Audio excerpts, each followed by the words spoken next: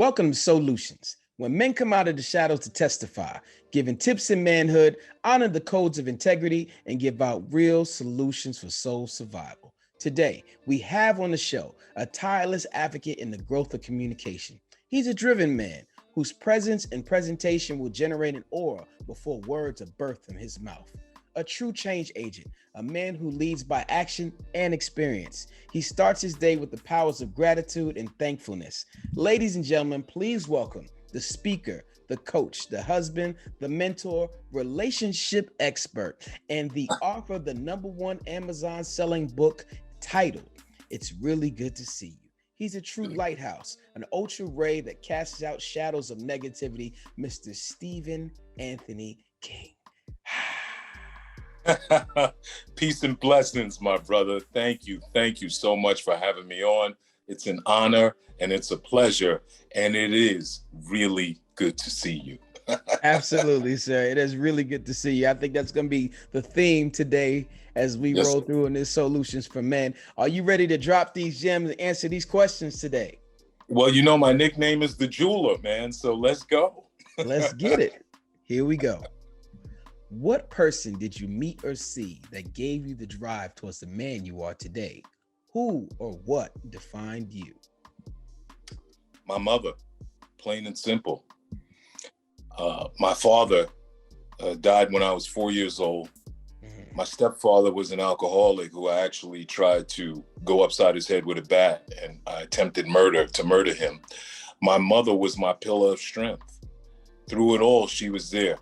You know, she worked tirelessly as a payroll clerk in Metropolitan Hospital. She didn't make a lot of money, but what she did was save her money and was able to get us out of the heart of Harlem, where most of the friends that I was growing up with later on wound up in jail, on drugs, or dead, and moved me down to the east side of Harlem in a new complex. And, you know, always a classy woman, always had me in the best private school. And again, this is on a limited income. So she personifies no excuses, if you will. And where there was a will, where there was her will, she made a way. So I honor my mother, who has transitioned on, and she is the reason why I am who I am today, without question. That's a beautiful thing to hear. Can you talk to me about the values your mother gave you, how she secretly gave you the tools for financial literacy by able to balance the finances the way she did? Well, hard work is the #1 thing she instilled. You know, we as youngsters, we emulate as we grow up what we saw as children. And what I saw was a woman who got up every day and go to work and come home, and during the holiday would work a second job at Macy's. You know, it was big back then in New York City. That would be your second source of income to pay for the Christmas gifts.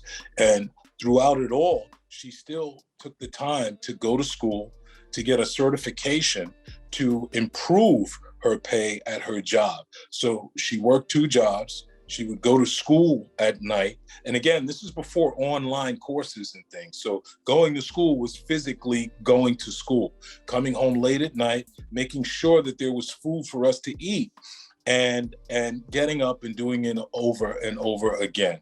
And for her to be able to save her money, I used to see the stack of bills coming in, but I also used to see her with a pen and a paper and writing out her budget on how much money was going to be allocated towards bills, how much money was going to be allocated towards food, so forth and so on. And again, being in private school, there was tuition, there was uniforms, there was me, wanting the latest Converse or Pro Keds that was out back then, the latest AJs or Playboys or British Walkers. And through it all, British Walkers, yes. Yeah, through it all, you know, on this limited income, she was able to make it happen. The similarities that we have growing up is the fact that I also went to private school. I am from the Bronx, New York, and I understand that My mother put us and my brother and sisters through private school, and I have no idea how she did it with the budget that we had. Correct. There was some great action, some great women in our lives. But do you remember something that you can tell us today that you can pass on to someone watching, something intricate that your mother told you with her words and not with her actions? My mother wasn't very verbal, and I learned this later on in life. I read the book, The Five Love Languages, by a gentleman named Harry Chapman. Yes. And, people express love in different ways.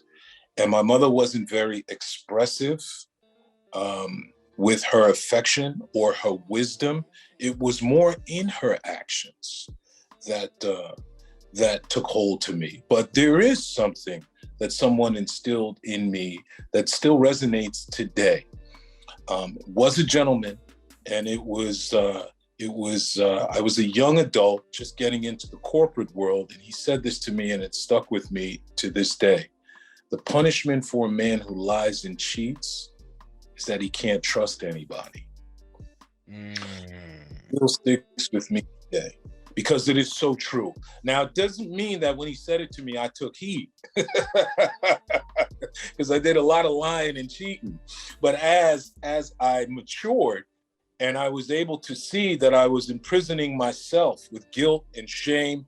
And if I was doing something wrong, you had to be doing something wrong. And it stuck with me. So that's one of the most profound statements or gems that anyone has ever given me. Didn't come from my mom, but I thought it would be appropriate for this question. Absolutely. The levels of morality and how it translates over to that answer. Yes, it was great. I am taken back by that. That is very deep, and no doubt that man has touched you with those words, and you've touched me, and anyone's listening, it's spreading like wildfire, and I'm sure we're going to take heed and listen to what you have to say. And yes, sir. Our emotions and what our feelings have to say, whether we lie, cheat, or steal to this day, or we don't, we understand why we don't trust. So that was amazing. I'm taken back by that. I have a question for you. Yes, sir. Do you have a vision board? I do. And what does that vision board look like? Can you give us a goal, apex goal that you achieved, and an apex goal you're currently chasing? The goal I achieved was my book. And it was done. I'm a firm believer that when you're walking in purpose, things start to come easy. The universe gives you what you are supposed to have to fulfill that purpose. And my book, It's Really Good to See You, and I'll just show it to you for your audience there, is my legacy. And I knew that I was going to write this book back in 2018. And just to give you a short history, and I won't make it long. I was born. Oh no, take your time, brother. We want to hear this. I was born severely nearsighted. I had my first eye surgery when I was 7 years old. By the time I was 16, I had 3 more surgeries. Shortly past college, I lost sight in my right eye. Fast forward to 2016, I had a total of 10 eye operations and only had sight in my left eye. And in 2017, I was faced with 4 more serious eye surgeries. And with each surgery, what was hanging in front of me was the threat of permanent blindness. I had the first surgery. Things were going well. About a month later, I had to have emergency surgery on Father's Day. Okay, and the doctor told me that if I would have come in one day later, I would have been blind. Hence the name of the book, It's Really Good to See You. Because when I say it's really good to see you, I mean it's really good to see you. A month later, I had to have another emergency surgery. And, this went on. So when the doctor, finally, things took hold. And a year later, in 2018, the doctor finally said to me, I think we got you out the woods. I was so overwhelmed with gratitude that I made a commitment right then and there that I would share that story with the world, the story of pain, perseverance turned into purpose. And I won't tell the whole book, but there's a really good ending to it. And it was at that point that I knew that I was going to write this book. I already knew what the title was, and I wrote the title down on my vision board. It's really good to see you. I knew there was no other title for me. I'll tell you something else. I didn't write this down, but the power of visualization.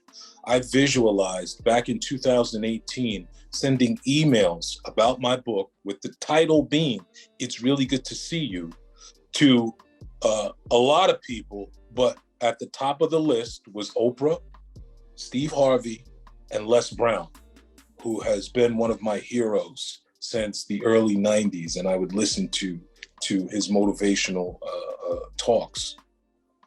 I want you to know that Les Brown wrote the foreword to my book. That's pretty amazing. That is amazing. And back in 2018, I visualized myself sending emails to these people. So one down, two more to go. Oprah, I'm coming for you. Steve Harvey, I got a suit waiting for you, brother. So I'm coming for you folks. But in answer and get back on topic, to answer your question, my book is my legacy in terms of vision. And one that I am achieving as we speak is generational wealth and a family business. I want to take my platform and have my entire family work within that business and nothing else. You know, I I put a lot of years into making other people rich, and I put a lot of sweat equity into other people's dreams and helping them fulfill their dreams. And it's now my time, and not just for me, but it is going to be the second part of my legacy for my family, to create that generational wealth, to create that generational business or family business that will live on for years to come. I love the fact that you have legacy building. I want to ask you something I like to call an audible question. Usually we don't get audibles this early, but I'm definitely going to ask it. We have an audible question. The audible question I have for you, you talked about legacy, you're talking about building patriarchy, right, in your family. Correct. I had a conversation with another Black man who told me he will not name his son Junior if he's too popular, because there's a gift and a curse of people judging him for his greatness coming into align with their expectations. And I disagree with him, because you don't work that hard just to say, I'm going to duck my legacy off of his name so he can have it harder to understand. How do you feel about that?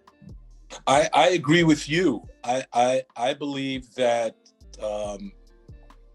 as the patriarch, it's my duty, it's my responsibility, it's my service to my son to instill in him his own independence, his own path, to nurture his own path, to encourage his own path, whatever that is. Yes, I'll give him the guidelines. You know, when you go bowling, and for people who don't bowl very well, they put those bumpers up so you don't have you don't bowl a gutter ball.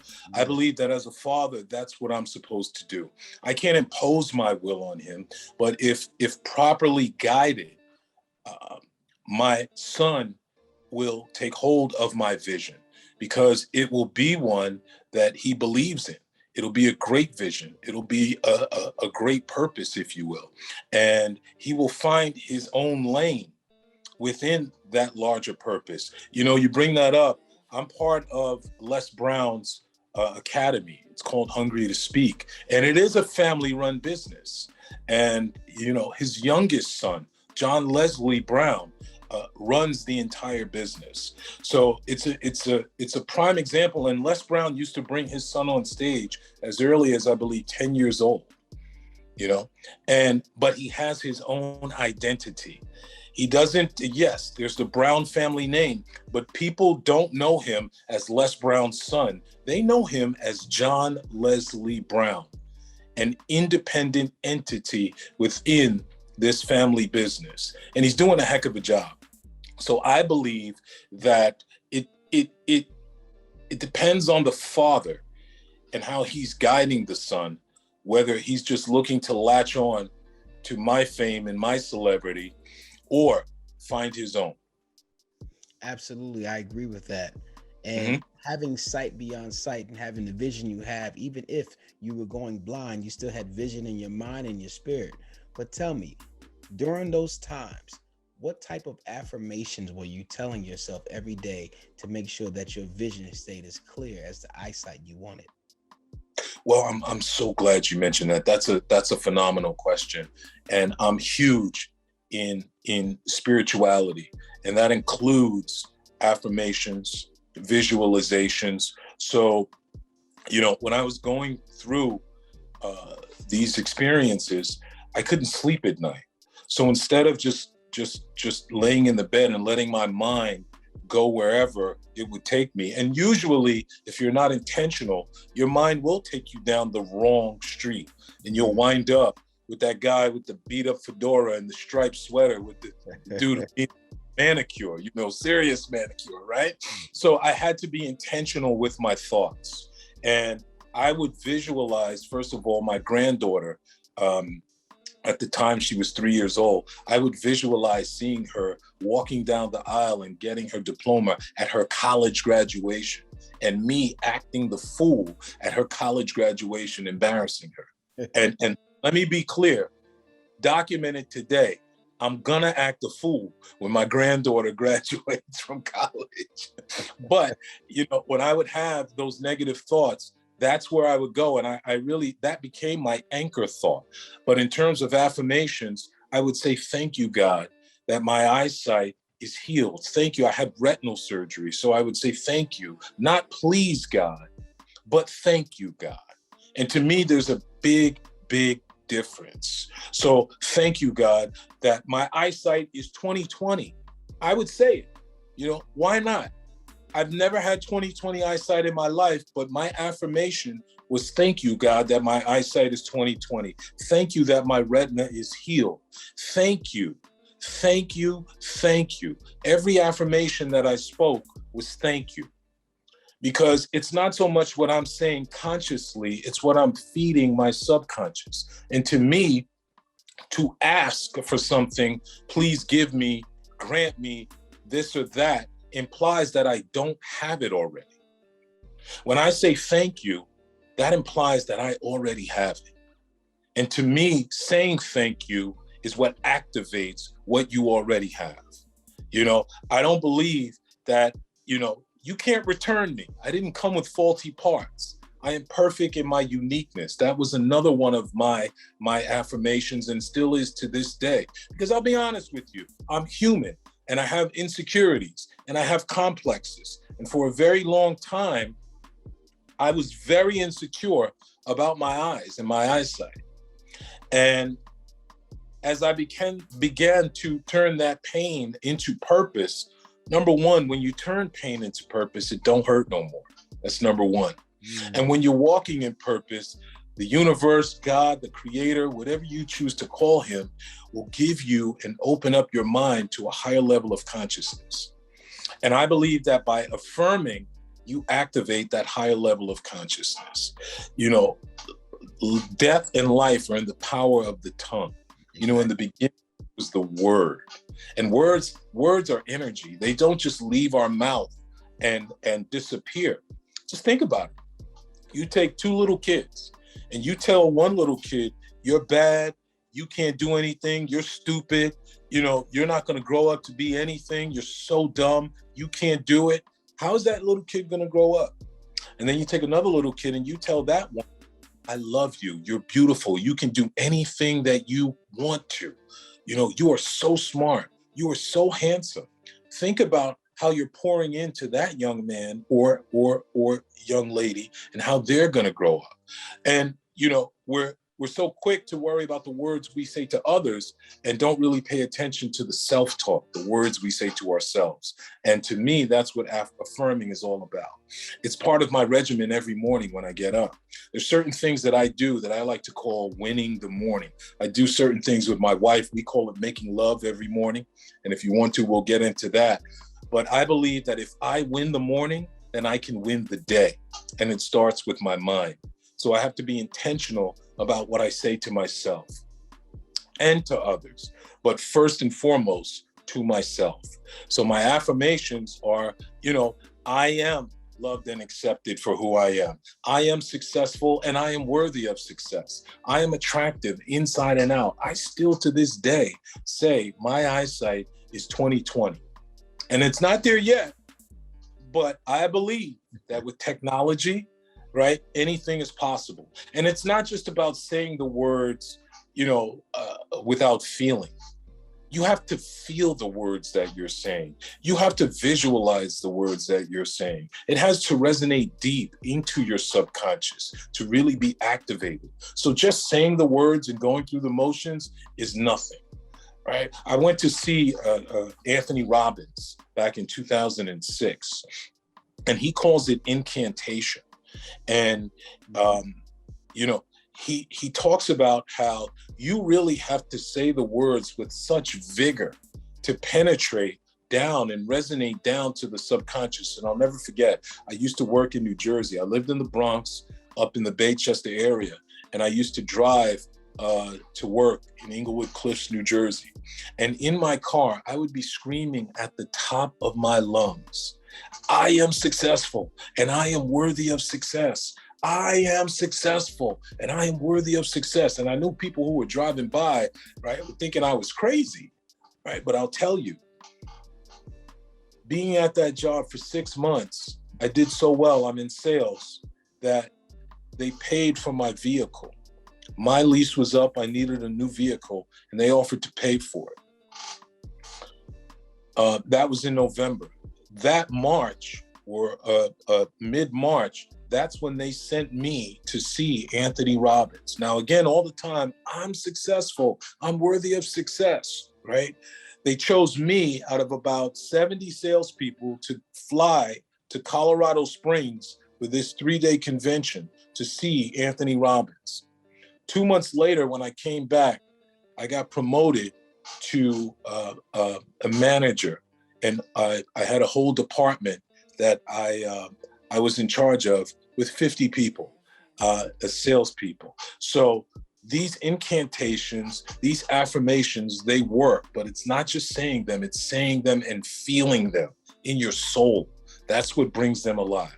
And I'm sorry if I went off a little bit too long on this question. Not at all, sir. You are dropping these gems. We love to hear this conversation. We love to hear this kind of talk.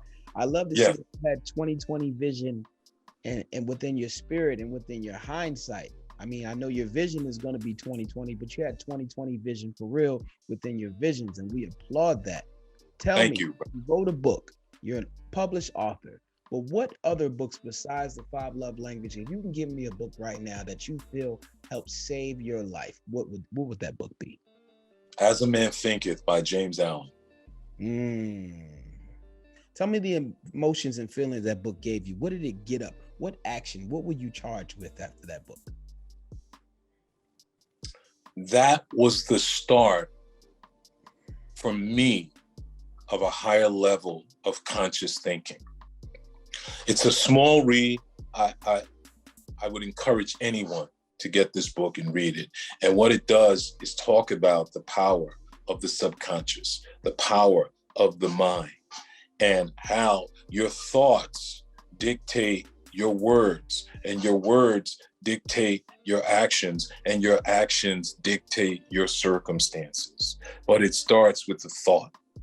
And it's a biblical statement.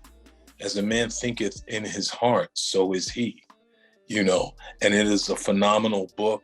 Took me a while to catch on to the language because I had one of the original versions, and it was written, I believe in the late 1800s, early 1900s, but it is one of the most profound books that I have read in my entire life. Another one that sticks out for me is Conversations with God, an Uncommon Dialogue by Neil Donald Walsh. And it's a series, I believe, of 3 books.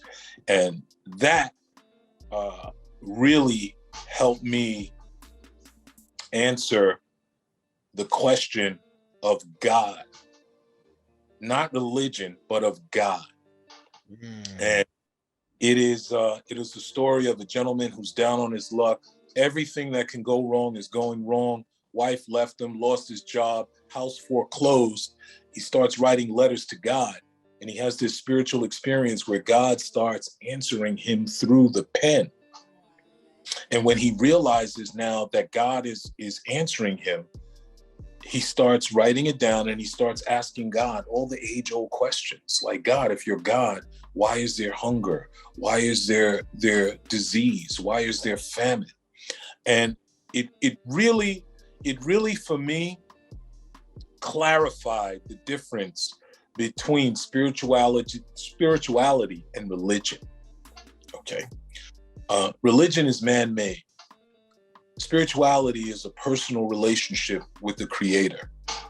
And, in essence, God was saying, listen, don't put that stuff on me.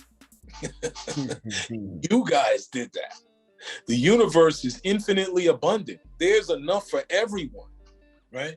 But greed is what causes lack for some. Greed is what causes war and things of that nature. And it goes on to say that only you have the power to correct that, but it has to be done with a collective consciousness, and meaning the world, because we do have the power. Think about it. We could end war right now. I don't want to go down the rabbit hole of COVID and the vaccine and all that stuff, but all that stuff could be eradicated right now if everyone in the world came together and said, enough is enough. This is how we're going to move forward. So we do have. Absolutely. I agree, man. It's a universal energy, universal laws out there we cannot ignore. There's energies, there's readings. I agree with you 1,000%. So here we are, a young man being showed the pathway of life by a strong mother, by her actions, her will not to quit to help you survive. You're reading books, you're understanding your life. You have these affirmations, you're screaming in the car, and you're also being validated through the universe and the words you are speaking from your mouth from actions. Through all of that, through your successes, getting there, several surgeries, tell me this, what did you sacrifice?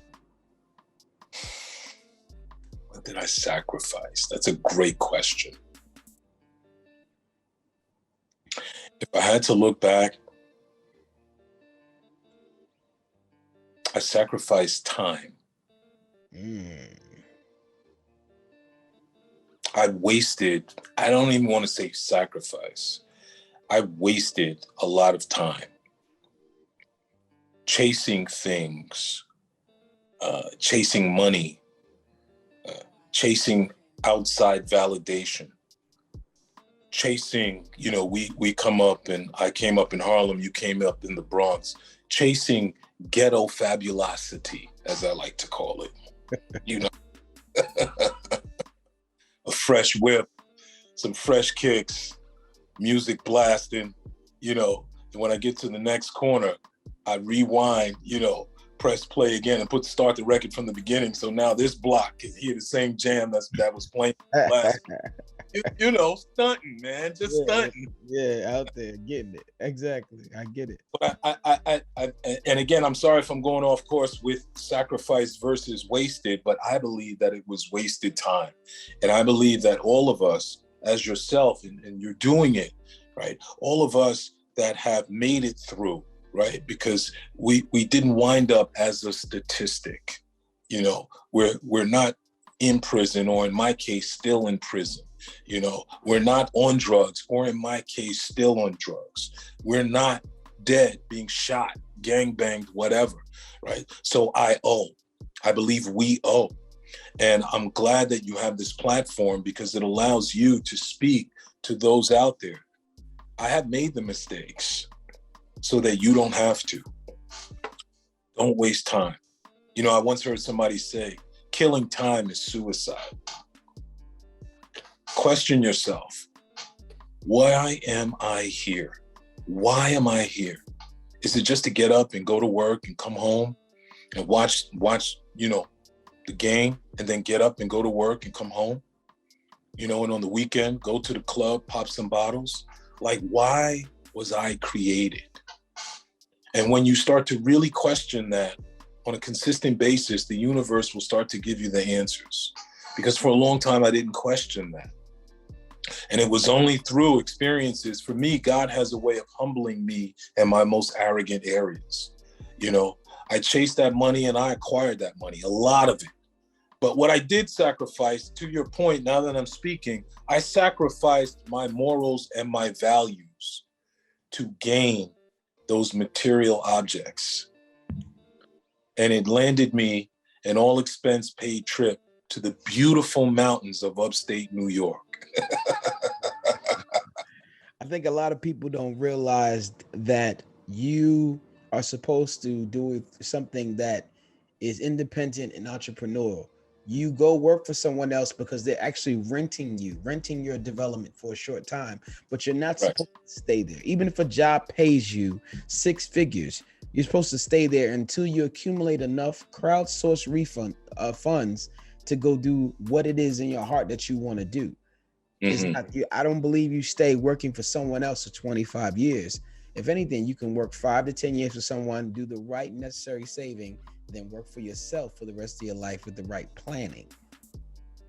Absolutely. And I appreciate you sharing that with us. I want to go a little bit deeper. I want to know about your lowest moment. Now, I don't want to know about your lowest moment to get in your business. I want to know your lowest moment and how you got up. This is for the people who may be listening today, who may have went through the same things you went through, but how did you get up? So please tell us your lowest moment and how did you get up?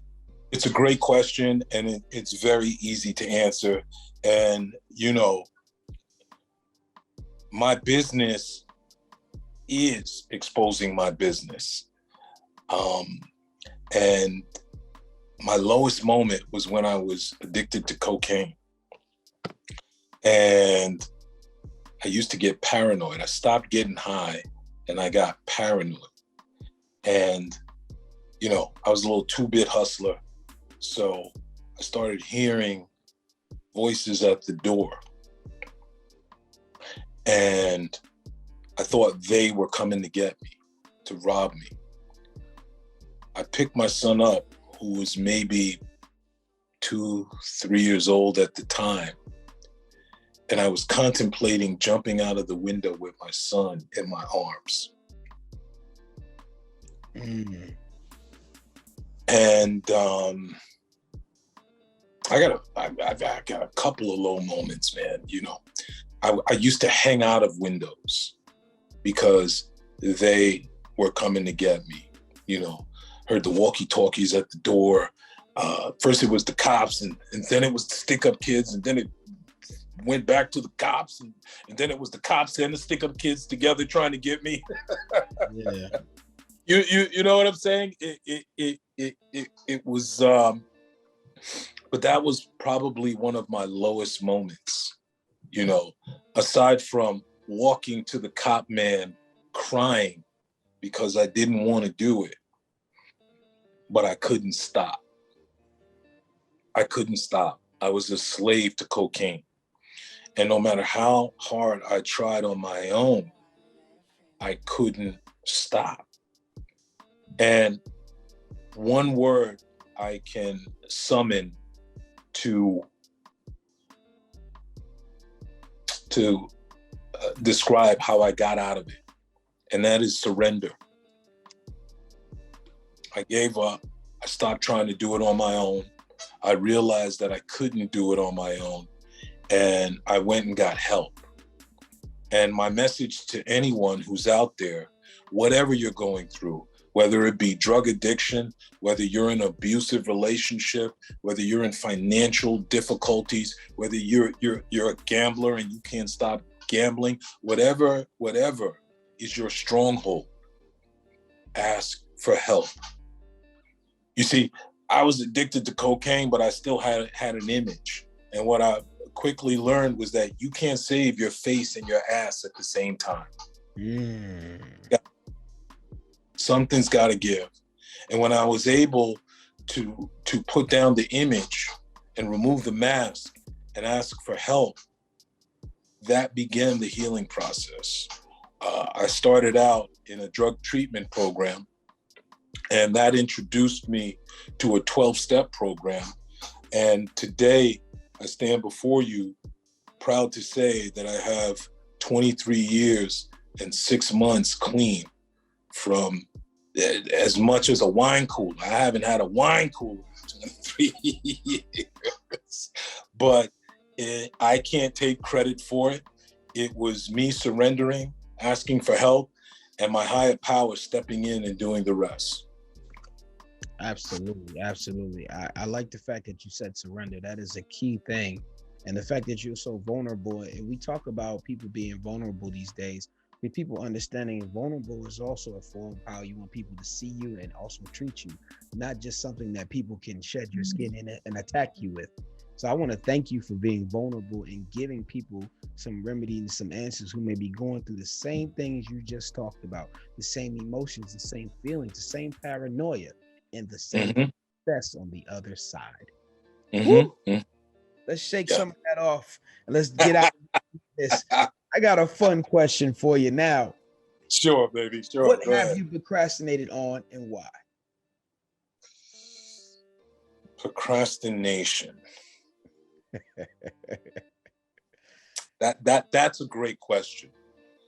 There are a few things that I have procrastinated on, and after I share them, I'll share a great quote from a gentleman by the name of Jamie Kerr. I have procrastinated, as you mentioned early on. My wife and I are certified relationship coaches. We have an organization called Complete Chocolate Couples, and I have procrastinated on taking that platform to the next level. But I'm in the game now. Trust me, I'm in the game, and it's so ironic that you asked that question at this time. The timing, there are no coincidences. I believe coincidences are God's way of remaining anonymous. For a while, I kind of played mind masturbation, saying that I really need to focus just on the book. It's really good to see you. Get that where it needs to go, and then go back to Complete Chocolate Couples. But there's a young lady in the Hungry to Speak program. Her name is Dr. Cheryl Woods, and she has a quote that says, "What you're sitting on is what someone else is waiting on." And I am now finding the time, and I'll share another powerful story with you in a second, and I'll tie it all up. I am now finding the time, because it's not that I don't have the time, it's about committing to the time. There's a huge difference. There's a huge difference. Absolutely. In not time and not committing to the time. Absolutely. And I am now committing to the time. Right before getting on with you, I was on with We Meet Weekly with Les Brown, and he had a young woman, and I wrote her name down. Her name is Pauline Ahi, Hahi. This woman, and she spoke tonight. This woman has no arms and no legs. She was born with no arms and no legs. She has a driver's license and drives in California. Wow. And she told us a funny story about getting pulled over for a speeding ticket, right? She is now a motivational speaker and a life coach with a thriving business. And all the time that I was looking at this woman, I was like, wow, if No Excuses was a person. Right, exactly. No excuse for the person. Knock it off, just knock it off, right? If this woman can accomplish all that she has with no arms and no legs, then there are no excuses. But back to the point about procrastination, another gentleman by the name of Jamie Kerr said, perfection is often procrastination in disguise. People think... Yeah, you got to elaborate on that one. Yeah. So people think that they can't move forward until things are perfect and until you can see everything. And that's not the way it works, because if that were the case, faith would be out of business. Right? Right. So I like to fashion it to a river. Let's take the Hudson River. I live in New Jersey now. I live right on the water, so I'm able to see the Manhattan skyline.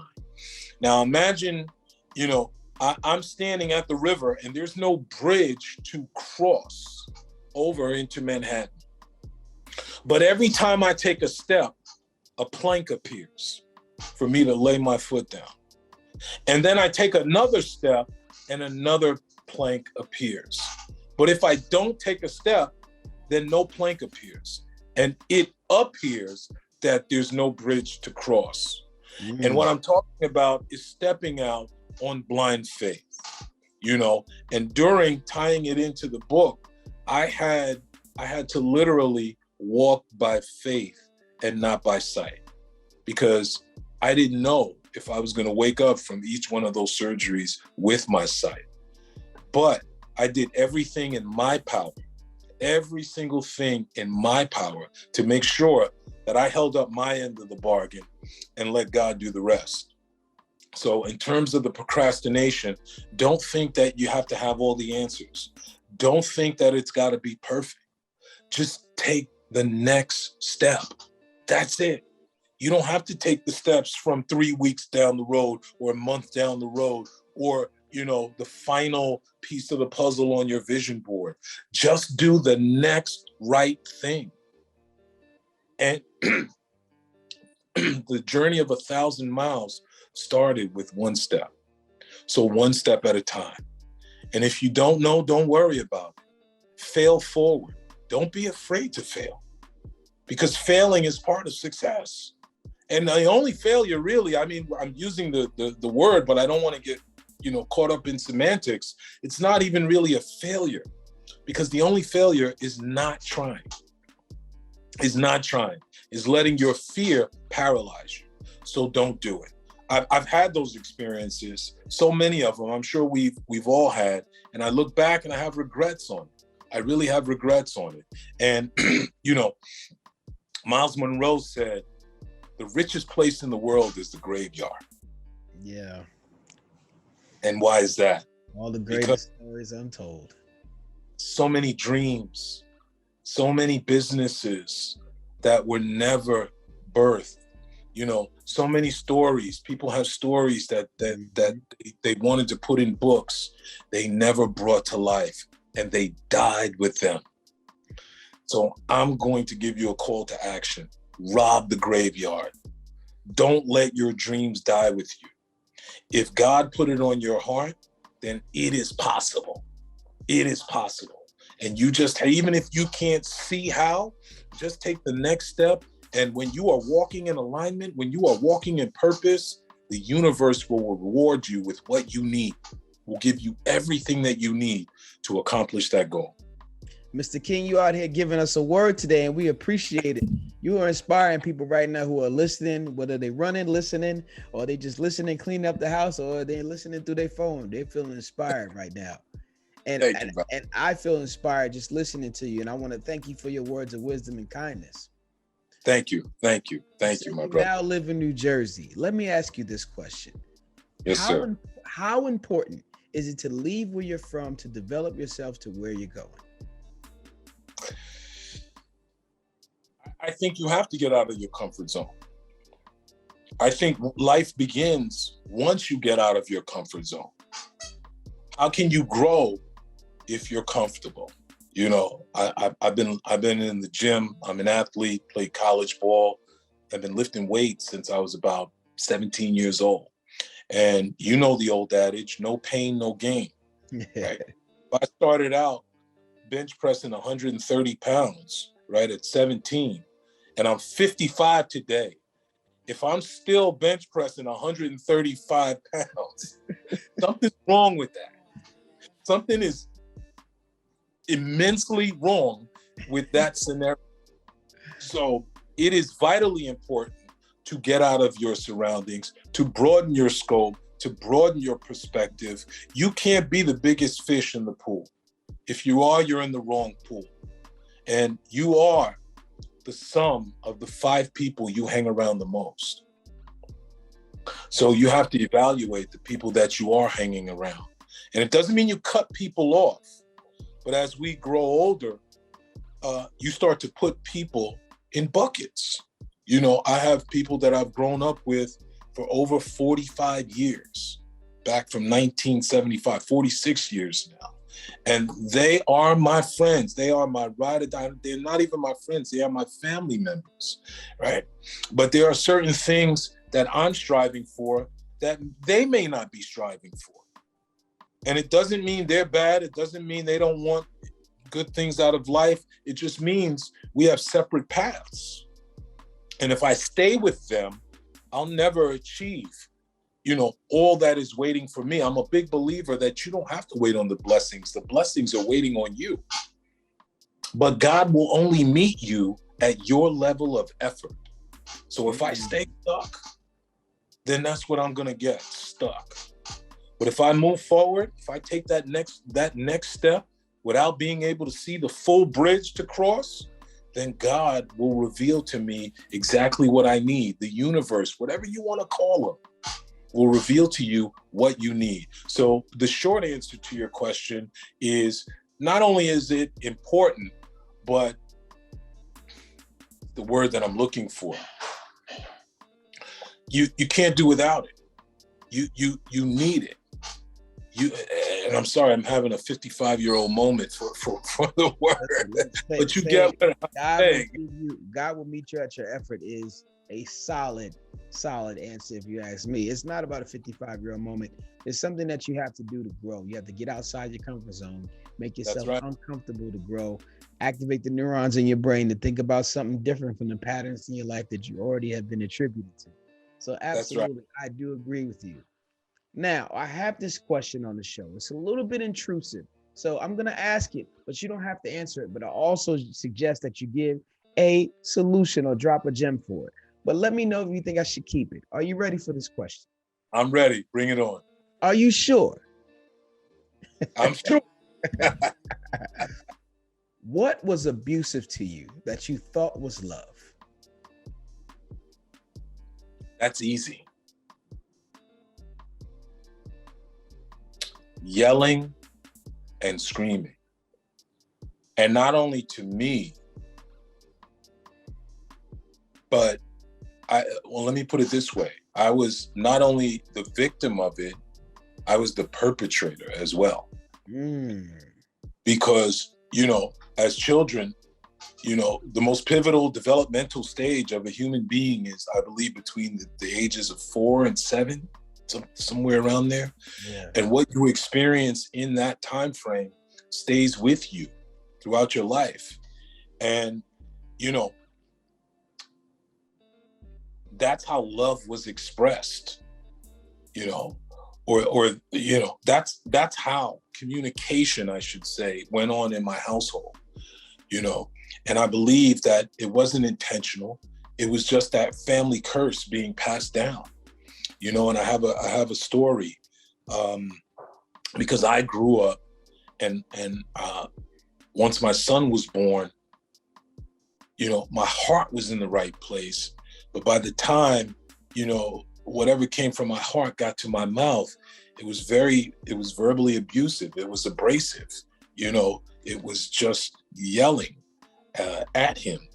And you know, I used to get called into school all the time for him acting up. And I never forget, he went to the boys club and I got called in by the director of the boys club. And he was concerned about my son's behavior. You know, my son, just for the record, has since gone on to really adjust and address, you know, my treatment of him as a younger. And he's a blossoming, productive member of society right now. But, you know, the director went on to explain to me that he was concerned about my son and his anger issue, you know, because all the kids get angry, but they get angry, they forget it, they go back on, play ping pong, pool, basketball, whatever. But he said that my son would get angry and couldn't come down. And, you know, I'm thinking that I'm about to disclose some heavy stuff on him. You know, it's kind of like a drop the mic moment. And I said, well, you know, sir, I have a bit of an anger issue myself. And he said, oh, I already knew that. And it was the most humbling as well as humiliating experiences in my life. That was the second part of my question I wanted to ask you. How did you recognize it? How long did it take for you to accept it? I started recognizing it when my son started rebelling against me, and the yelling no longer worked.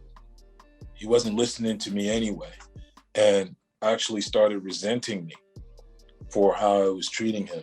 And around that time, I got into recovery, into that 12-step program, and I started doing work on myself. Like, you know, we use that term loosely, you got to work on yourself, right? But I actually did written work.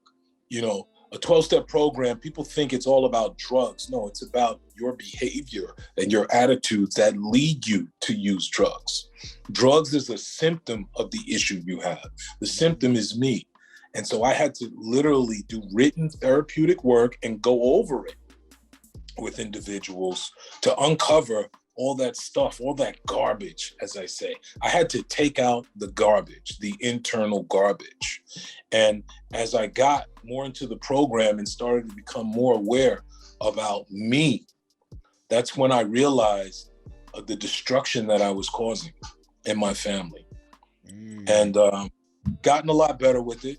Not perfect, but you know, it's a work in progress. I'm nowhere near where I used to be. I can now see myself coming, and I have tools. That's the key. I no longer, again, not trying to just will myself not to get angry, but I have tools in place that I can pick up and utilize to avoid going down that path. I love the fact that you brought up this part in fatherhood, because I want to talk to you about fatherhood. But I don't want to talk about the nice, gushy parts where you say, oh, my son is beautiful. I want to talk about the times where I love you, but I don't like you right now. Tell me about the patience you need to have as a father. These are for the fathers right now that don't know how much patience you need to have with someone who acts, walks, and talks just like you and uses the same type of attitude back to you.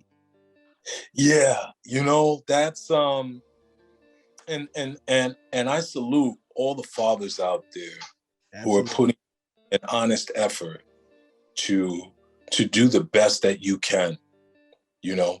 And if you can look at yourself at night and say, I did the best that I could, I think that's commendable. And the best that you can do is not always perfect, but it's the intention to be the best that you can. And we have all, do you have kids, Sheen? Yes, I have one son. I have a 4-year-old right now. Okay, so you're not at that stage yet. Not yet. But when he becomes that teenager, right? Yeah, I'm looking forward to it. It's almost like a rite of passage that they're going to challenge you. And, you know, you have to have patience and tolerance and understanding. And, you know, a mistake that I've made, and I talk to a lot of fathers in my support group, and we all say the same thing. We have to stop expecting a 16, 17-year-old or even a 20, 21-year-old to think like a 40 or 45-year-old. You understand what I'm saying? A lot of the frustration comes from the fact that we are expecting these young adults, these young human beings who have not yet had the experience that we have, to act like we act without the experience. And it just doesn't work that way. No. So yeah, I've had those moments. I've had those confrontations with my son. I have some regrets on how I handled them. And I think that is the beauty of being a grandparent. Right. You get a do-over. you know, you really get a do-over. And, and as well as I'm able to do it over with my son. You know, he's more mature. He's in a better place. You know, I'm in a better place, and things just seem to work themselves out.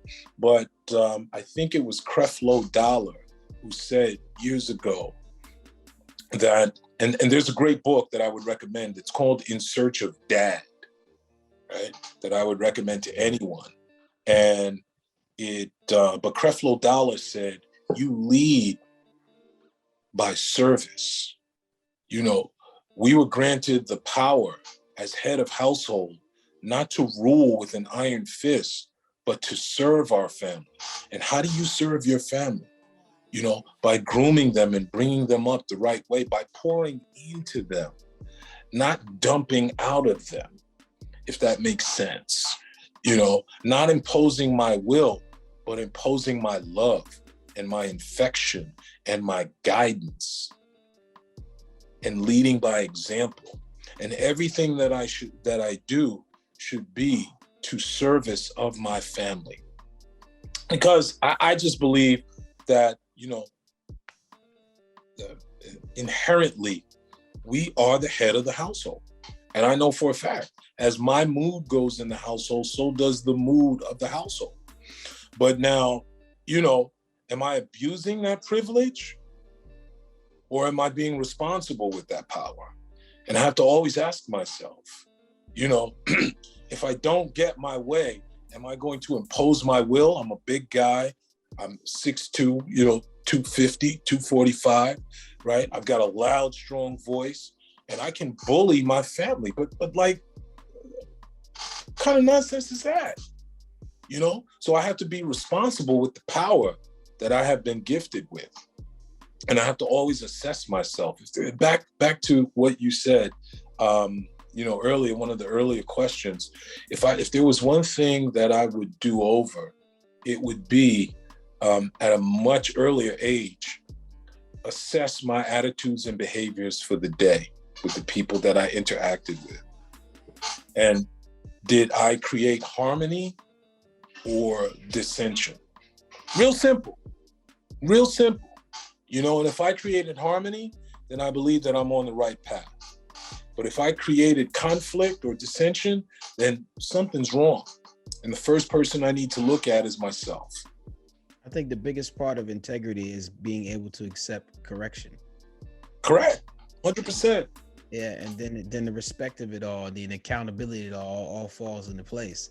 Because when you accept correction, even if the correction is wrong, you still can listen to it and take the values from it and say, you know what, you can either translate that might be a little bit off, or you can say, well, I can see why you say that, and have the empathy. And then it all comes together full circle. And yeah, absolutely. Being a parent, it doesn't have a manual, but we can learn from each other's tool belts and understand that, hey, there's some rites of passage time coming up. There's some moments here. And knowing that between the ages of 4 and 7 is an intricate time to mold and shape that mind to be one of the greatest minds of all time. It's all about taking the time with intent, like we spoke about earlier. Now, I want to get into a conversation, which is one of my funnest questions here. And I'm loving your stories, but I would love to hear how this story turned about. Sure. Here we go. Did you ever get a sex talk? Who or what gave you sex education? Midnight Blue on cable. And the Robert Bird Show.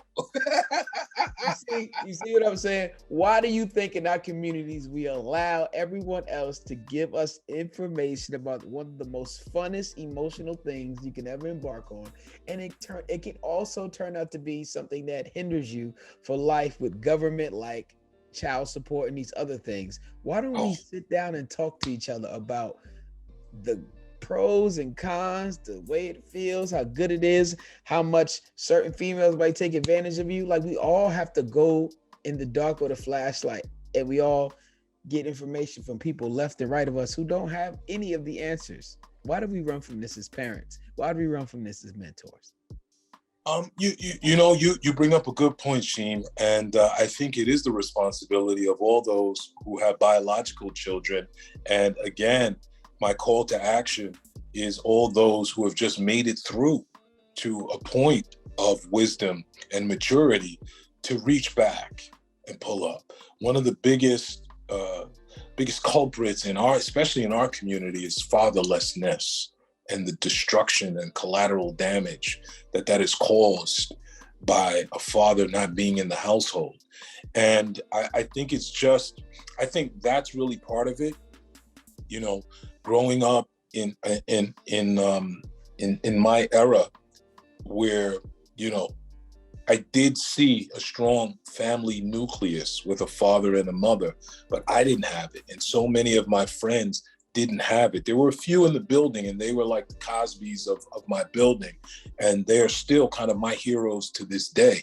I grew up with Malik Yoba, and his father is God rest his soul, one of my mentors. He used to grab us up and take us all to the beach, and he was one who had those talks with us from time to time. But on a consistent basis, I really had nobody to give that to me. And you reach that puberty age, and your hormones start going crazy, and you find yourself in the exit or in the closet or in the elevator. You walking out smelling your finger all day. Right. And let your friend know, here, smell it. Yeah. Hey, you know what?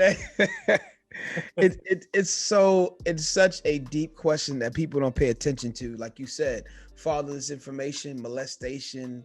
It's a lot of things that people get introduced to the sex in some such crazy ways that we don't protect from, that we don't talk about enough. So I'm always encourage people to put their pride, their ego, and their shame away and introduce it to your child before someone else does. I agree. I definitely. Elevator, a staircase, or a school bus. Yeah. Smelling all day, boy.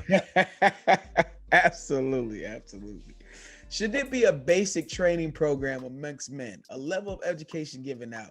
I'm talking about financial literacy, communication, how to change a tie, how to change a tire, gardening, building wealth in our community, stocks and bonds, talking to the elderly with intent. But this is outside the school system, outside of the Boys and Girls Club, and outside of the church. I'm talking about tribe neighborhood building. Do you ever think we can get back to that? Well, that's a great point. I love your mindset. I am all for that, because you're right. We are all we got. And the bigger part of that is that we really are all we need. And we just don't know it. We're waiting on handouts. We're waiting on the Board of Ed and the public school system to teach us. What are they teaching us? They're teaching us. Let me ask you this question. Sure. Audible question. Mm-hmm. Comparison to how you grew up back then in Harlem to now. What is the biggest difference in terms of community that frustrates you? Lack of community. There is no community, right? The Asians have a community. The Jews have a community. The Koreans have a community. The Indians have a community, and we have a hood. And, it's kind of every man for himself. Gangs are out of control. And again, I believe it goes back to a number of things. First of all, it's systematic and intentional to divide us. So to just, I believe it was Martin Luther King to say, it is ludicrous, I forget, I'm paraphrasing, to tell a man to pull himself up by his bootstraps when he doesn't even have boots. And, since we were brought over here, there has been a systematic design and intent to keep us oppressed, whether overtly or covertly. And the covert part is by pillaging our communities, with ninjas. You know, they set up this system. People always say the system's broken. No, the system is working just fine because the system wasn't created for us. So the system was designed, and I'll tell you how, you know, and back to your point, I don't want to get off on a tangent, but I raised my son. I went to court to get child support for him. And when I was in front of the judge treated me like the deadbeat, part of that system. You know, the things that they teach us and the images that we're bombarded with. You know, what's the most popular Black television show, right? But this reality TV where everybody's just dressing up in false eyelashes and throwing champagne in each other's faces, right? So we are bombarded. So I'm saying all that to say that we're not starting at the same place that those other communities are. So I want to make that clear. I say we have a hood, but there's some caveats to that. You know, we have been systematically, there has been a systematic foot on our neck since we've been here. But it goes back to my call of action that those who are able to kind of like get out of that bondage, we have to give back. And it's funny you mentioned that because I'm putting together a plan to go back to where I grew up and start, you know, galvanizing. You know, I grew up on First Avenue, 109th Street. So there are about 7 developments from 101st Street all the way up to 124th Street, right, on First Avenue. And my goal is to galvanize all these housing developments and get the men, the OGs like me, who still get respect from everyone. You know, the elders respect us and the youngsters respect us, and galvanize and come together because there is strength in numbers. And, you know, I couldn't live with myself just, you know, living in the comforts of my home, saying I made it. And then when I go back to the neighborhood, just talk bad about everybody.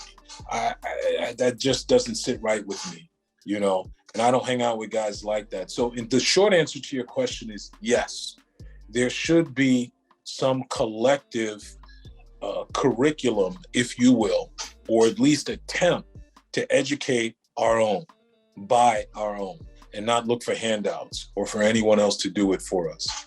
Yes, I hear a lot of talk of critical race theory.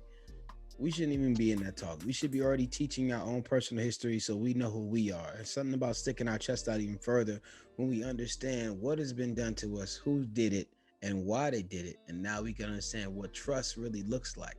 Just like we talked about earlier, the person who lies and steals has no friends because he can't trust anyone because of all the harm he's done. And that applies here when you see someone overreact and someone gets shot by a cop. When you see someone overreact and does something to an innocent Black person because they've done so much in morality that they can't trust anyone, not even themselves, and they think karma is right there every time they open their eyes. Absolutely correct, brother. Absolutely correct. All right, check this out. So I'm ready to get into this part of the conversation. Now, we talked about earlier, and I've also done my research. So I know that you and your wife, quote unquote, make love every morning. You yes, talked sir. about it earlier. I didn't forget what you said. So we're going to go dive into the husband talk and narrative talk really quickly, okay? Let's get into this. But I'm going to ask you a couple questions. First, I want to poll you. I want to know the top 3 things you want in a woman. And the reason I ask you that is because I want to see if you leave out one of the most intricate things I believe is very important. Doesn't have to be in your top 3, no, but I do suggest every man have it at least in their top 10. Okay. Mr. King, easy. The floor is yours. Give me your top 3. This is easy. And these 3 are in no specific order. But there must be a physical attraction. I'm just keeping it real. Right. I'm physically attracted to my lady, or in my case, my wife. And my wife still lights my fire. There must be intelligence / drive. And I think they go hand in hand. You know, I don't want someone who's just settling for, I want you to be independent. I want you to go for yours. And I want you to be able to stimulate me intellectually. I want us to be able to have great pillow talking, great conversations, aside from the physical. You know, I need that stimulation as well. And the third thing is I need loyalty. And when I say loyalty, I'm not just talking about she's not going to go out and cheat on me with another guy. I'm talking about loyalty to our partnership. I believe that loyalty embodies her knowing her role, her not allowing me to lead, but supporting me as long as she sees that what I'm doing is constructive to our partnership. Man, I have a Proverbs 31 woman, brother. You know, the Bible says he who finds a wife finds a good thing, right? And I'm from Harlem, though. So he who finds a wife finds a good thing, you know? A quick story. When I knew I was going to marry my wife, we were dating. And I want to say I married my best friend. You know, we've been married 14 years, but I've known her for about 25. And I can literally say I married my best friend. And I'll never forget that job that I told you that I worked at Inglewood Cliffs. Before I had it, I owned my own company. And with that company, you know, I'm not getting into all the details, but that's what led me to that all expense paid vacation to the So, you know, I started looking for a job. I hadn't been on paper with a resume in over 10 years. And I'll never forget, an opportunity came up for an interview at this job in Inglewood Cliffs, New Jersey. And I mean, I was so broke, man, I didn't even have gas money. My then girlfriend stood up all night with me to make sure that my resume was updated and presentable, and actually went and borrowed money from her friends to make sure that I was able to get to that interview. Right now, mind you, let me put it in perspective. The backstory to that is that when I had my own company, I was getting it, Sheen, right? And we were living great. I'm talking about we would go to buy like one outfit to go to a party. We walk out of the store. This is back when 8th Street was popping down in the Village, right? And we would come out of there with 6 and 7 outfits, leather coats, all that stuff. Like I was really giving her whatever she needed. And then I was down to nothing. And she never switched up on me. And if anything, her loyalty to us strengthened and was even more apparent. And she went and got money for me to fill up the gas tank and go to that interview. And that was the job that I told you, they, you know, after being there for a couple of months, paid for my car, made me a manager, all this and all that, right? So I knew then that I was going to marry this woman. And I used to be a party promoter, and I threw a birthday party for myself, and I proposed to my wife at that party. And I sat in front of a crowd of about 300 people. She was with me when I had more money, and she was with me when I had no money. Same person. She was the same person. That loyalty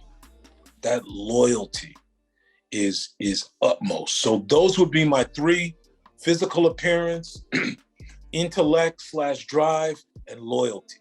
There's no wrong answer when you answer these questions because it's curtailed to what you need. But intelligence is the one thing I've always liked to hear, because you said it best. Sometimes beauty fades, but intelligence to stimulate your mind will always be to help you grow. Absolutely. Correct. I appreciate your answers. Now let's put you in the husband chair. And this is you got to keep my mind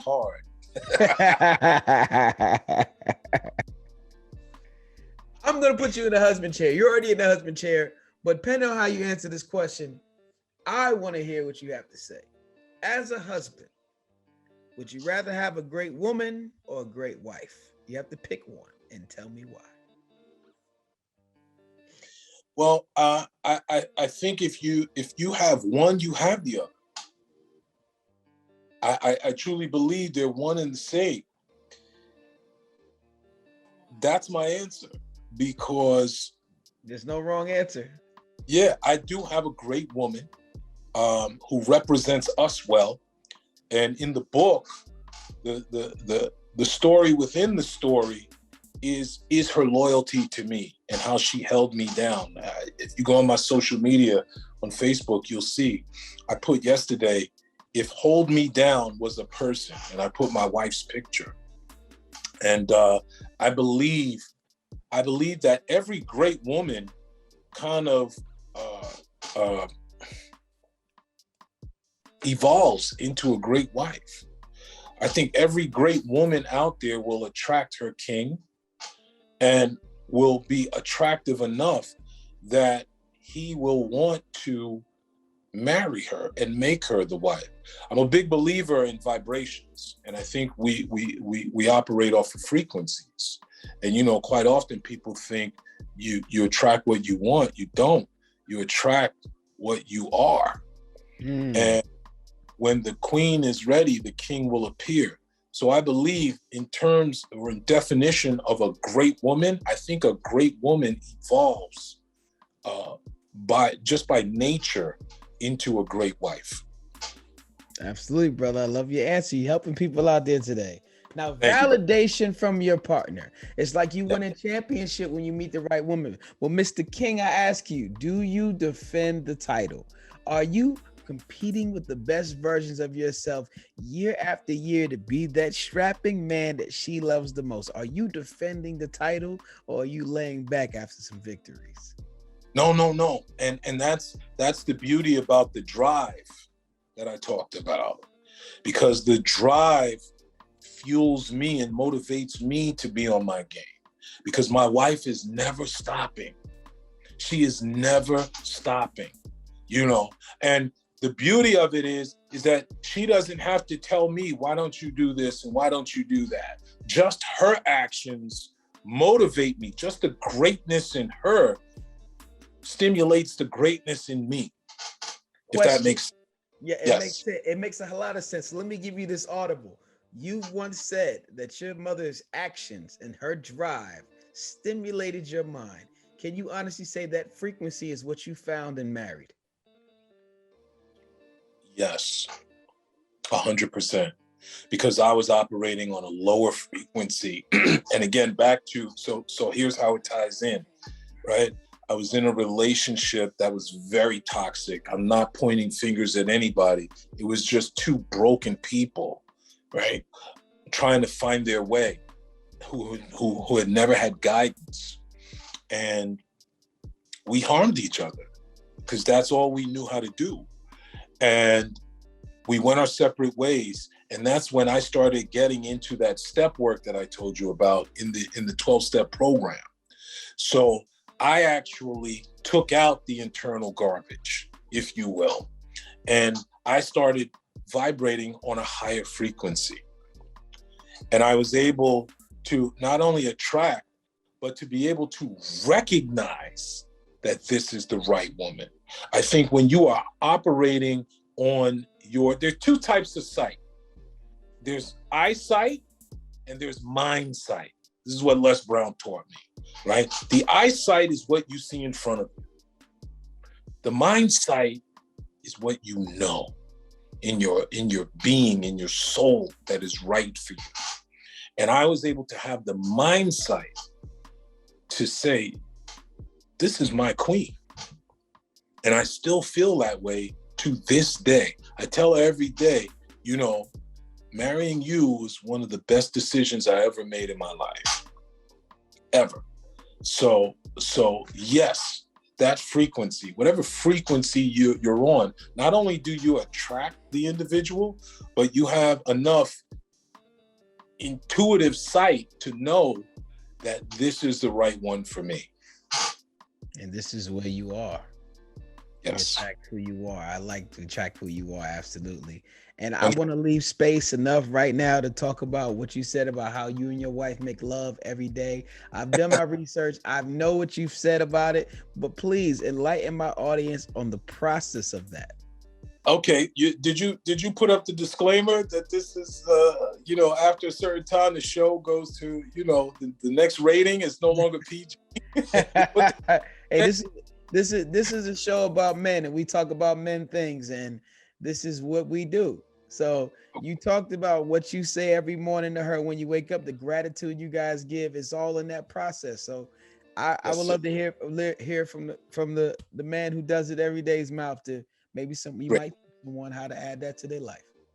So this is how I make love to my wife every morning, gentlemen.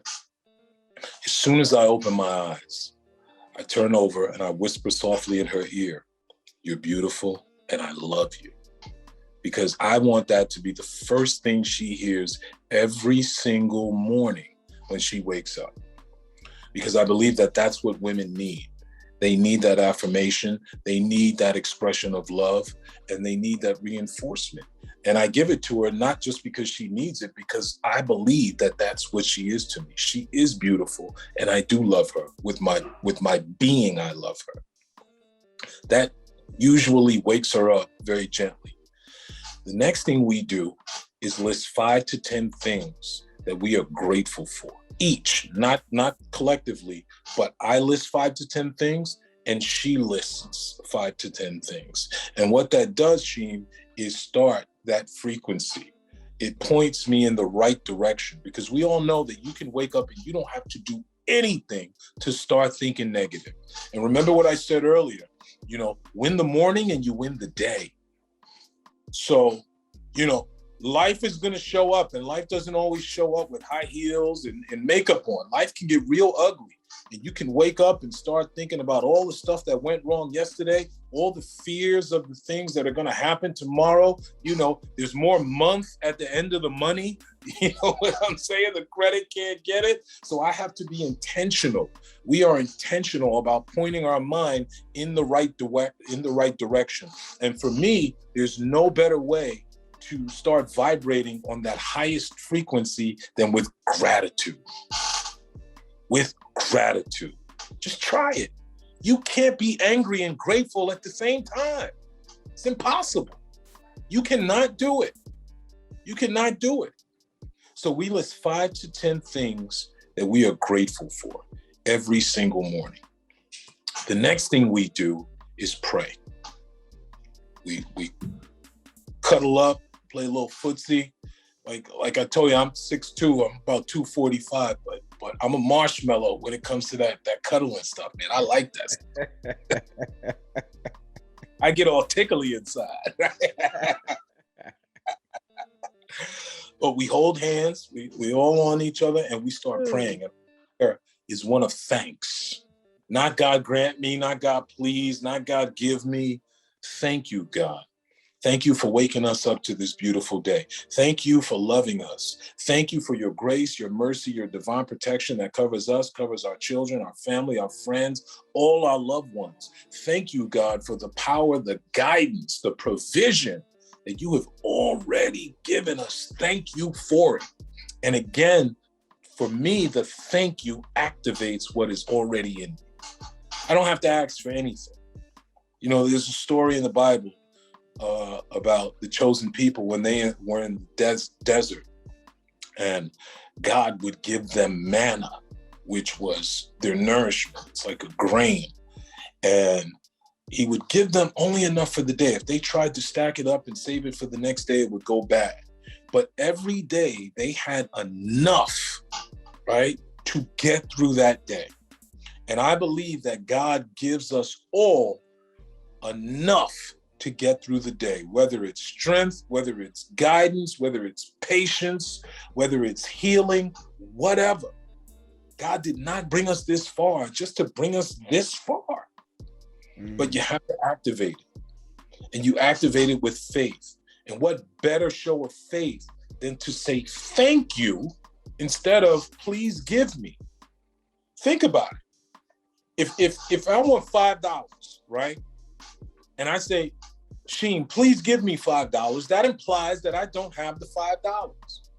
But if I say, thank you, Sheen, for the $5, I already have it. And I believe that's me affirming to my subconscious, or reaffirming to my subconscious that I already have everything that I need. Absolutely. The next thing we do is read 1 Corinthians 13, chapters 4-8. Love is patient, love is kind, it does not envy, it does not boast. And as I said in my video, that is the OG, triple OG blueprint for what love really is. And we remind ourselves of that every morning by reciting it, because it keeps it at the forefront of our consciousness. Love does not easily anger. It does not keep any record of wrong. So if my wife did something that hurt my feelings yesterday, I'm human. I still may be a little salty. But when I recite that scripture, it lets me know that I'm not operating on that true love frequency. You see what I'm saying? It allows me to it's the bumper guards on the bowling alley, you're going off into the gutter, come back, and it allows me to let that go. And it says love always prevails. So there's no need to be in fear of anything if I'm operating in true love. And that building up cachet, to me, you're building up cachet for your download as soon as you wake up in the morning. I didn't mean to cut you off. I just wanted but that's to the point, and you hit the bullseye. You're absolutely right. That is a great analogy. And so by the time we get up, we're back in love again for a new day, in love, not just loving each other, but we're back in love because we have refreshed in our memory what love really is. It allows me to let go of all that resentments, all that stuff that she did. It lets me know that I have nothing to fear. I got my rock. Listen, I'm Method Man and she's Mary, Mm-hmm. She's that's all it. I need. And that is the first thing we do before we even get out of bed. And then the next thing I do, as well as my wife, is meditation. Meditation is so because I believe that prayer is talking to God and meditation is listening for the answers. And God is already in us. So when I meditate, I'm going in and I'm tapping into the God within me. I don't have to pray to some God in the sky or he's everywhere, right? But I believe that I'm created in his image and he's in me. Now, again, this is my belief, right? What works for you, but this is what gets me pumped up to win the morning. I meditate. And while I'm meditating, I'm visualizing at the same time. And that's how I start my morning. And then I get a little exercise in. I hydrate as well. I'll drink a quart of warm water with some lime squeezed in it, that really rehydrates the organs that get dehydrated throughout the night. And I'm ready to go. I'm ready to go. I'm not going to let you skip over that. What you just said about drinking warm water with some lime juice to hydrate the body. A lot of people don't know that you're breaking your fast when you go to sleep, and that the first thing you should do in the morning is drink some warm water, not cold water, but warm temperature water, and the antioxidants from the lemons.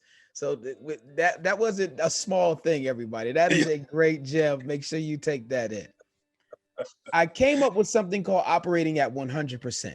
And what I mean by that is I took 5 categories: purpose, health, confidence, money, and knowledge. Again, that's purpose, health, confidence, money, and knowledge. I gave each of them 20% each, totaling out to 100%.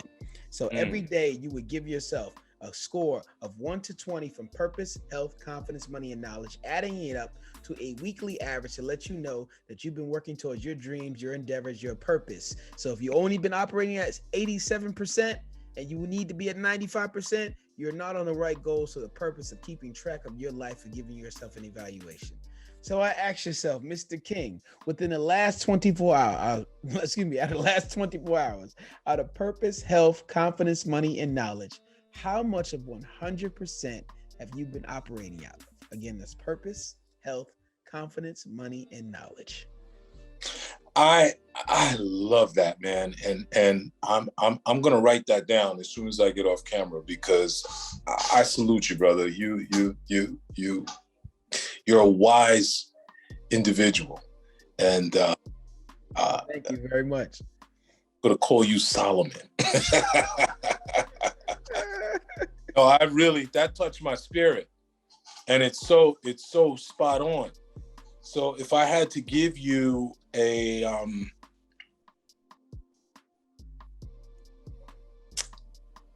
purpose is always operating. If I can only give purpose 20%, purpose is every day. Knowledge is every day. I'm always learning something new. Well, let me break each one down for you. See, purpose is you're living in your purpose, doing the things you need to do every day, right? Okay, Then health great. is you meditating, eating right, working out, exercising, which you do every morning, right? You already talked about that. Confidence means you're doing without any fear or any insecurity. So if you did anything with fear and insecurities, you got to bump a little off. Money means that you made a little money, saved a little money, invested a little money, gave to a charity. And knowledge means you took in some new information. Okay, new information always, because I'm always seeking new information to give information. So that kind of in alignment with my purpose. I'm right. To give, right. Just that whole reciprocal effect that you can't keep it unless you give it away. Right. I would have to say that I was lacking in health, because me and my wife went and cheated and ate some good old soul food yesterday. So turn up. That sounds good. Combo, mac and cheese, and some cabbage and a slice of cake. So I definitely didn't reach the max in terms of health. In terms of money, even if I didn't make money, I'm planting seeds that will blossom in the right harvest, if you will. So I'm always planting seeds for the money. So I would have to say it was health. Health I didn't operate on. Knowledge kind of is always at that 20. Purpose, definitely always. I have a friend right now, I won't mention his name, but I would ask that all your viewers just send some good vibrations into the air for him. His wife is in a coma. She simple surgery and has been in a coma for 75 days. And I make it my business to call him every day and pray with him, or just listen and let him vent. Just be, that support system for him. He is part of my prayer every morning, along with speaking to folks in recovery and, pouring into my children. So purpose is always at its max. There was purpose, there was knowledge, there was health, there was confidence. I'm going to be vulnerable and said that I operated out of a little bit of fear. I don't know if it's fear or just a lack of complete self-worth. I questioned myself in a few areas today, but I think that's good, because I like to put myself in those positions where I'm not the biggest fish in the pool. And at times that can be very intimidating, when you're with people who may be a little bit further along in accomplishment. You want to achieve what they achieve, but you start to question yourself, and you be like, especially like some of these people are younger than me, and I'm like, wow, I'm 55, they're in their 30s and they're here and I'm here. But I don't allow it to fester. Yeah, you can't stay there. You can visit. No, you can't stay. No, I use it as motivation to get where they are. If it's one thing I've never been, it's a hater. You know, I applaud people and their victories and their successes, and I want to be like you. And sometimes, you know, just human nature is to compare yourself. And when you compare yourself, you're really comparing their outsides with your insides. And it's an indication of stuff that I need to get better with. But again, don't stay there. Quickly take that and transform it into motivation. And it usually, it's part of that pain that helps you grow, if you will. You're comparing your So I would say if I wasn't operating on all cylinders, it would be in the categories of health and confidence. So let's put you about 80%. Let's take away 10% for each. And just a full bonus, you can always throw in a bonus. Consistency is a bonus. It is a 6-1, a silent killer, because you will have consistency whether you plan for it or not. Yeah, I think, and I heard Denzel say this, that consistency is one of the keys to success. There's a great, he talked about consistency and discipline. If you YouTube him, he's talking to a small group of actors. He came in, and it's a powerful speech about consistency and discipline. And you know, I have ebbs and flows with consistency, and it shows. You know, I have massive success when I'm consistent, you know, in my efforts. And when I'm not consistent, I don't. Absolutely. You know? So a measure of consistency is whether I have accomplished a task that I set out to achieve or not. Because it's not a matter of skill set. Like I said before, first of all, I believe that if God put it on my heart, it was meant to come to pass. And it's just about my level of effort being the consistency that I put into it. So that's a barometer for how much consistency I've put in, whether I've accomplished that task or on my way to accomplishing it, or am I falling behind? Absolutely. Thank you, sir. You are now part of the Silhouette Boys Club. It is people like you who move in the shadows to help people like me shine. Now, before you go, we'd love to get referrals for the show. Is there any man you would recommend to come on this show and drop these gems? Yeah, there's a few, but there's one that stands out. His name is Marcus Black. And on Instagram, he is M Black Speaks. And when I tell you, he likes to coin himself as the superhero without a cape. And he really, really, really lives up to that title, man. He is a powerful brother. So anyone listening, go to his Instagram, M Black Speaks. He speaks with such power and such profoundness and just such purpose. Man, he's a powerful brother. And he would definitely bring value to your show, without question. Well, maybe you can get us in touch with Mr. Marcus Black. I'm going to plug you. Yeah, plug us in and let us know. Now, before we go, we love to hear we can get your book or anything you got going on. Plug your social medias. Let my people know about your people so our people can call your people. Appreciate that opportunity, brother. I really appreciate that opportunity. So once again, here is the book. It's called It's Really Good to See You. It is Amazon's #1 bestseller in several categories. Amazon #1 new release in several categories. As you can see, the foreword was written by Mr. Les Brown himself. It is a phenomenal story of pain, perseverance, and purpose.